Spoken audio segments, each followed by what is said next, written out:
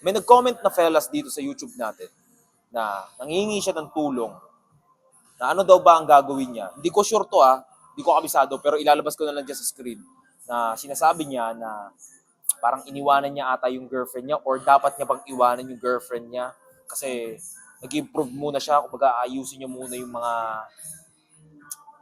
mga insecurities niya, ganyan.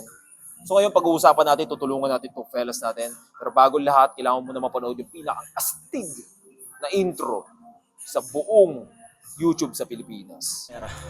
Pinabilog-bilog ko ang tao, ayaw magpasakop sa mga bobo. Gusto ko lang salohin ang mga pera ko, ayoko lang sila isabit sa mga pangarap ko. Itong kinomit ni fella, no? Na dapat niya bang iwanan yung girlfriend niya kasi gusto niya mag-improve. Para sa akin, dapat hindi mo iwanan. Lalo na kung walang ginagawa masama yung girlfriend mo. Sa lahat ng mga nanonood, no?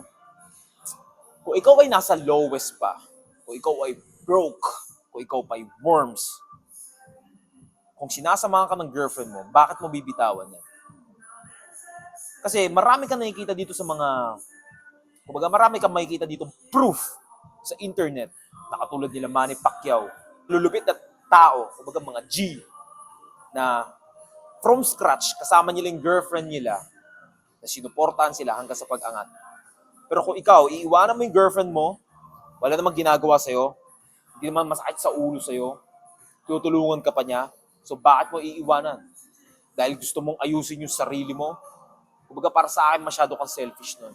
Dapat mo hindi iwanan yung girlfriend mo, lalo na kung sinusuportahan ka naman nito sa pag-angat. Kasi sa lahat ng mga fellas, no? Kung ikaw ay maghahanap ng panibagong babae, pag umangat ka na, hindi rin maganda yun. Maganda yung maghanap ka na, broke ka pa lang, weirdo ka pa, alam mo papunta ka sa top dahil nakikinig ka kay fella, nakikinig ka sa mga iba't ibang content creator, pero malamang sa malamang sa akin ka nakikinig. Kunyari sa akin ka nakikinig, alam mo papunta ka sa top, alam mo magiging astig ka, alam mo mag-i-improve ka. Tapos pagdating mo ng pag nag-improve ka na, doon mo lang hanapin yung girl mo. Para sa akin, medyo mahihirapan ka nun. Kumbaga, pag nag-improve ka na, sa totoo lang pag mag-i-improve ka, hindi lang to 1 year, 2 years, mga 10 years yan, decades yan. Kasi lalo tayo mga bilang lalaki, no? Natututo tayo sa mga pagkakamali natin. So, kung naabot mo na yung peak mo, pag naabot mo na yung prime mo, tapos doon ka pala maghahanap ng babae, hindi mo malalaman kung down ba yan sa'yo o talagang kumbaga sa kaduluduluan, sasamahan ka ba yan? Kasi kumbaga patapos na yung storya mo, doon mo lang siya nakilala. Baka nagugustuhan ka lang niya dahil sa resulta mo.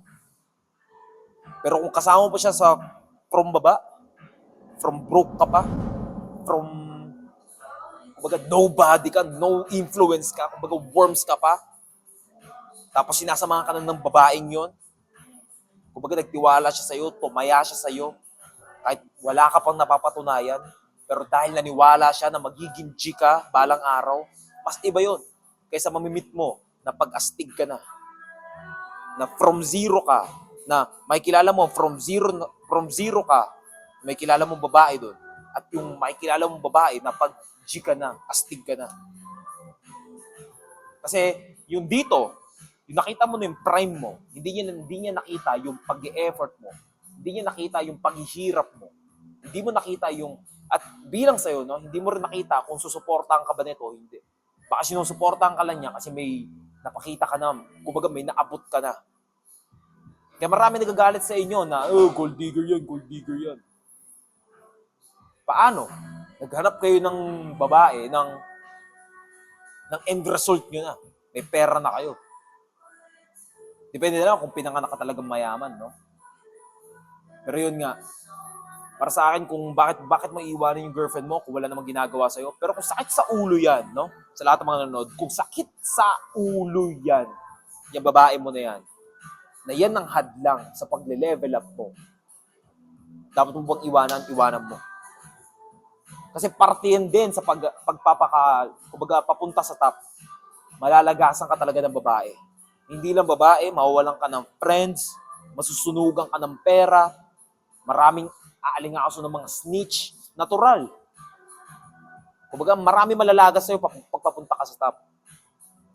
Kung yung babae mo ay hadlang sa pagpapaka-level up mo, pag-hustle hard mo sa paraas, dapat mong bang iwanan? Dapat mong iwanan. Pero kung wala namang ginagawa sa'yo, lagi lang siya, yes, yes, yes. Pero wag ka mag-expect din na sobrang perfect din nito, ano? Kumbaga, minsan talaga, syempre, tao lang din yan. Nagkakamali lang din yan. Pero kailangan mo lang din idaan sa matinding maayos na komunikasyon. At kunyari, nadadaan naman sa maayos na komunikasyon, huwag mo iiwanan. Ba't mo iiwanan? Kung nakikinig naman siya sa'yo.